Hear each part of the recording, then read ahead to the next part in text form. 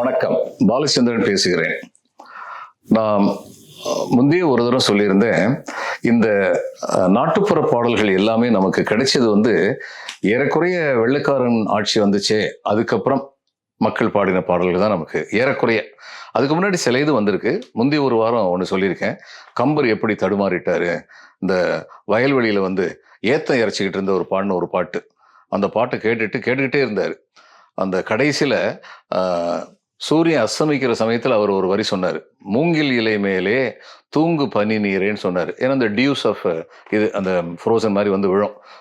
சூரியன் அஸ்தமி சமயத்தில் டெம்பரேச்சர் குறைஞ்சிருக்கும், அந்த நேரத்தில் அப்படி பனித்துளி விழும். அதனால அவர் சொன்னார், மூங்கில் இலை மேலே தூங்கு பனி நீரே அப்படின்னு. இதுக்கு அடுத்து என்ன வரி இருக்குன்னு கம்பருக்கு தெரியல. இது ஒரு கர்ணபரம்பரை கதை தான். அதனால மறுநாள் காலையில் சூரியன் உதயமாறதுக்கு முன்னாடி போய் ஒளிஞ்சிட்டாராம். அந்த ஆள் வந்தாராம், ஏத்தம் இறக்கிறவர் தன்னுடைய பாட்டை தொடர்ந்தார்.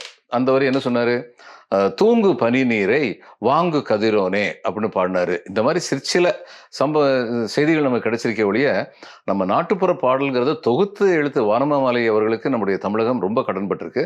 அவருடைய முயற்சினால்தான் இந்த அளவுக்காக இந்த பாடல்கள்லாம் வெளியில வந்தது. அப்போ இந்த வெள்ளைக்காரங்க காலத்துல ஒரு பஞ்சம்னு சொல்லி வந்தா ரொம்ப பிரமாதமா அவங்க ஒன்றும் செய்யலை. அவங்க ஜனநாயக கடமை ஆற்றோன்னு சொல்லி அந்த பேர்ல சில இடங்கள்ல கஞ்சி தொட்டி திறப்பாங்க. 2 நாள் 3 நாள் மூடி வச்சிருவாங்க. ஜனங்கள் அவங்கள தான் கஷ்டப்பட்டாங்க. இன்னும் சொல்ல போனா பஞ்சத்தை உருவாக்குனது வெள்ளைக்காரங்க.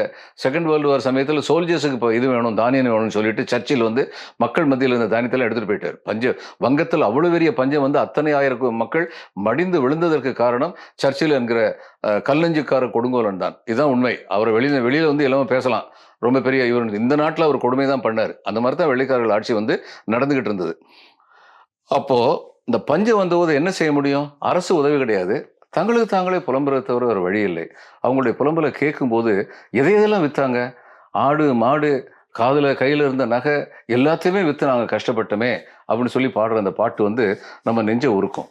அது என்ன சொல்லியிருக்காங்க, ஆடு வித்து மாடு வித்து ஐயோ வருணதேவா, அத்தனையும் கூட வித்து ஐயோ வருணதேவா, காது கடுக்கு வித்து ஐயோ வருணதேவா, கைவளையல் கூட வித்து ஐயோ வருணதேவா, இச்சிக்காய் தின்ன பஞ்சம் ஐயோ வருணதேவா, இன்னும் தெளியலையே ஐயோ வருணதேவா, காதடிச்சு செத்த மக்கள் ஐயோ வருணதேவா, மக்க விதைச்ச கம்பு மச்சு சேரணுமே, ஓடி விதைச்ச கம்பு ஊர் சேரணுமே, கலப்பை பிடிக்கும் தம்பி கை சோர்ந்து நிற்கிறாங்க, அதுக்கே மனமிறங்கு ஐயோ வருணதேவா, ஏர்பிடிக்கும் தம்பி எல்லாம் எண்ணப்பட்டு நிற்கிறாங்க, அதுக்கே இறங்க வேணும் ஐயோ வருணதேவா, பெய்யுதையா பேயுது பேய்மழையும் பெய்யுது, ஊசி போல காலிறங்கி உலகமெல்லாம் பேயுது, உலகமெங்கும் பேஞ்ச மழை ஊரிலெங்கும் பெய்யலையே, பாசி போல காலிறங்கி பட்டணமே பேயுது, பட்டணமே பேஞ்ச மழை